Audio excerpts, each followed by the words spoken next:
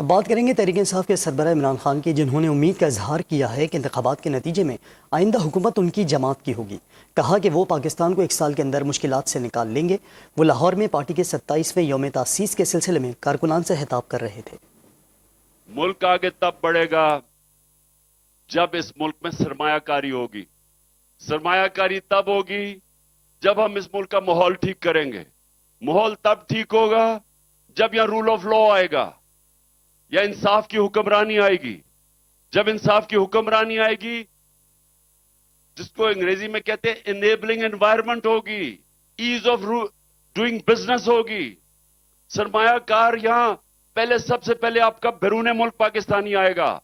تو اس لیے آخر میں یہ آپ سب کو کہہ دوں کہ ہماری 27ویں سالگرہ ہے۔ انشاءاللہ 28ویں سالگرہ میں یہ میرا ایمان ہے کہ آپ کی انشاءاللہ حکومت آئے گی، اور اب تک آج سے 1 سال کے بعد انشاءاللہ ہمارا ملک اس دلدل سے نکل گیا ہوگا۔